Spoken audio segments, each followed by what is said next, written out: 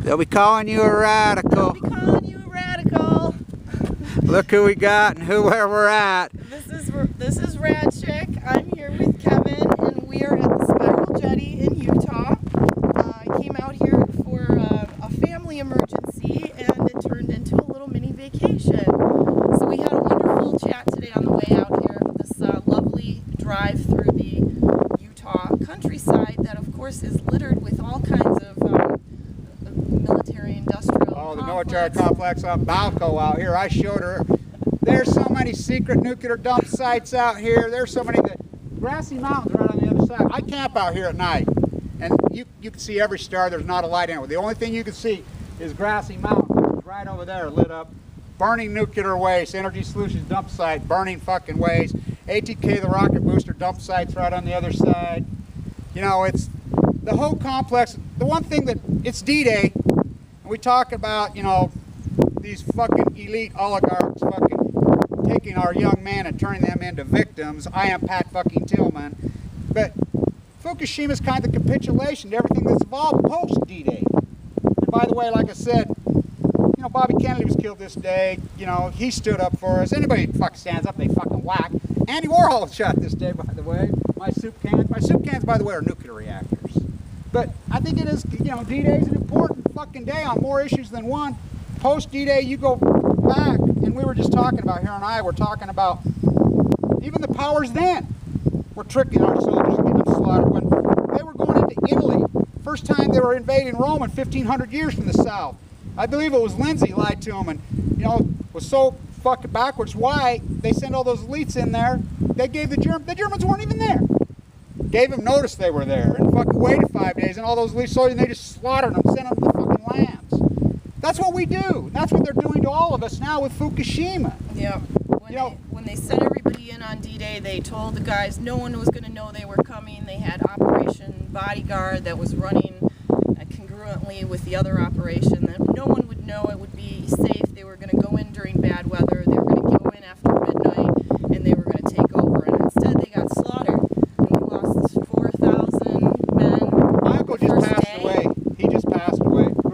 He was an incredible man. Was in the first fleet, first wave. His platoon, I think there were 2 guys that made it, were alive that day. Battle the Bulge guy. This guy's an incredible man. Snuck out at 17 years old. Snuck out of the house, fucking joy. He just passed away. He was an amazing man. I grew up right here on a giant ranch. She can tell you, these landscapes are so vast and gigantic. This is Timbuk 3, 4, and 5. The military industrialized complex scattered all through here, but like I said, they send us to the wolves all the time. These oligarchs, they think they have money, but I call this the great equalizer.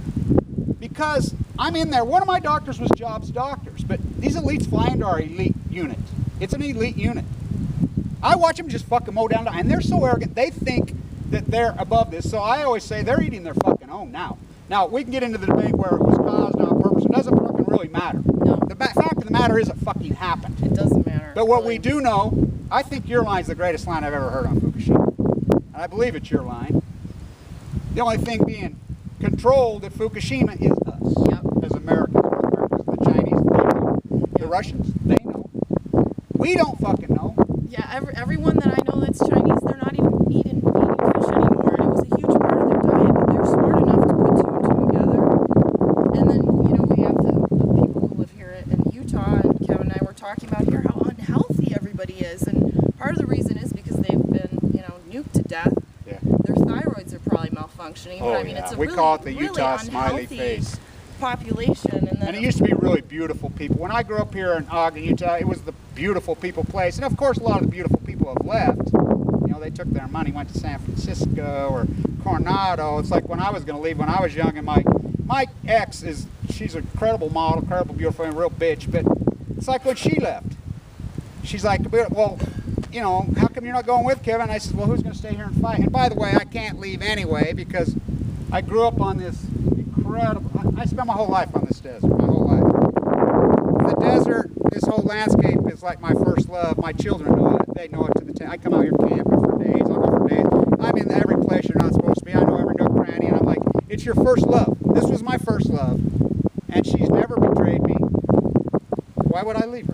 I'm in symphony. I'm in bed with this landscape. I can't fucking leave. I couldn't leave it if I fucking wanted. It's like, I mean, the landscape is me. Me and the landscape are so tied into, I mean, I spend my whole life outdoors. And not just because the jetty's here.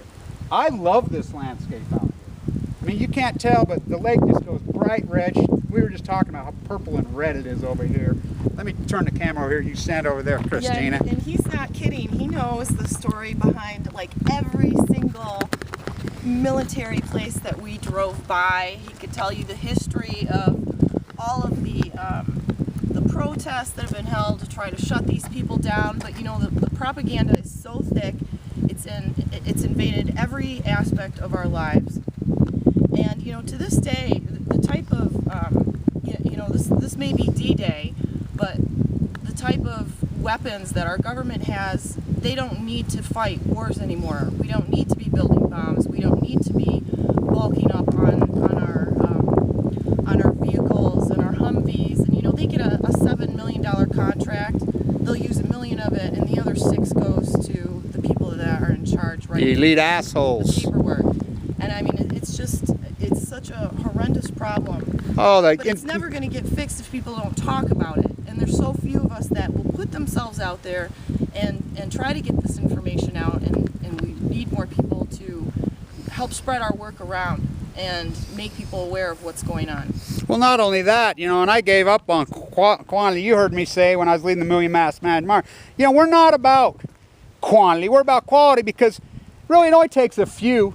But we need a few strong fucking people to get fucking serious about this in a dynamic fucking way. Nuclearism's not going away, and I say we lost the fucking information war. Of course we lost the Fukushima. But, you know, and somebody says, oh, did you ever think you could win? Of course we thought we could fucking win.